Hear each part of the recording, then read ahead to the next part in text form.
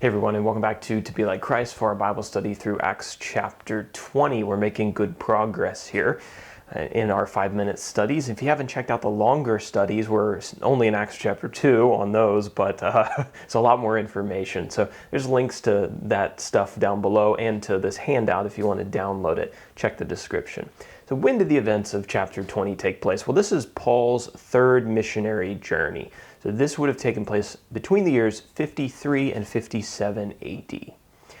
As far as our characters in this chapter, we've got Paul, or Saul. He's been going around the Mediterranean region, planting and strengthening churches. He is an apostle of the Lord. Then we have just a list of disciples who traveled with Paul.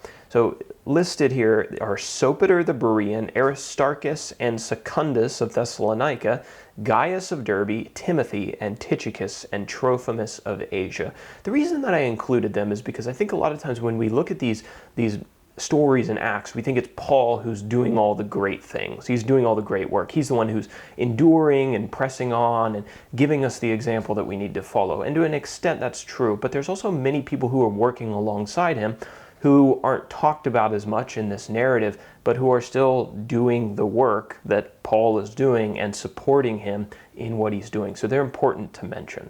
We have Eutychus. He is a young man who's going to fall out of a window and die in this chapter, but don't worry, there's good news at the end. And then finally, the Ephesian Elders.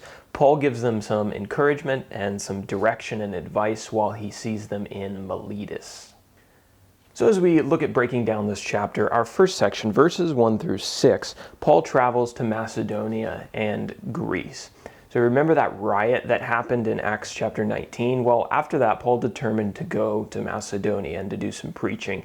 And after going through that region and encouraging the churches, he went further south into Greece, and he remained there for quite a while.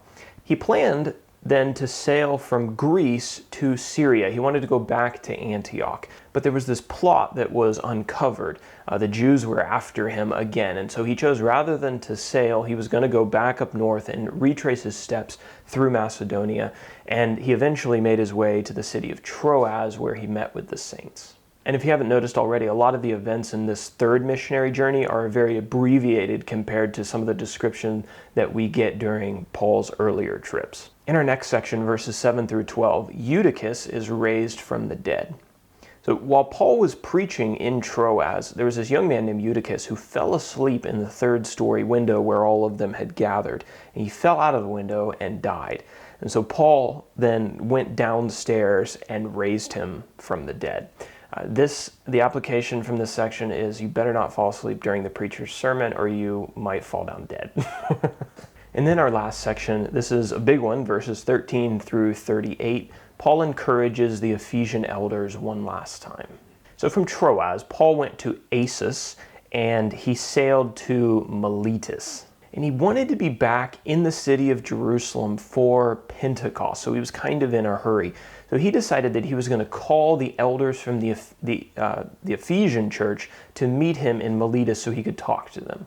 Paul reminded them of his work in their city, how he had faithfully taught the whole counsel of God, the comprehensive message of Jesus and the Gospels and what God wanted from them. He told them that he was going to Jerusalem and that he didn't know what was going to happen to him there, but God had revealed to him that he would not see the elders at Ephesus again in his lifetime. So this was definitely a sad goodbye.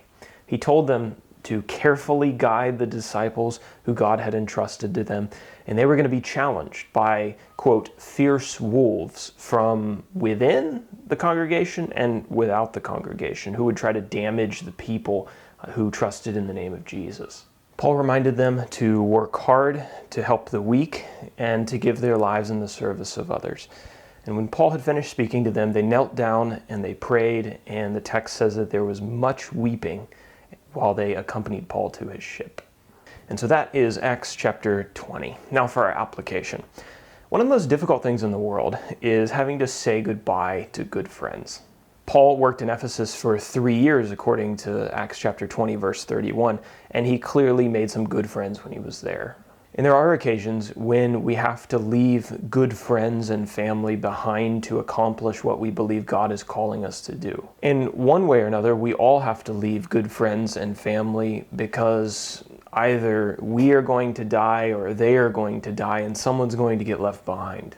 But doesn't that make the promise of heaven even sweeter? A place where we never have to say goodbye, where we can be with the people that we love forever. That should encourage us to live for heaven, not for this world with only temporary relationships, but to live for something more lasting.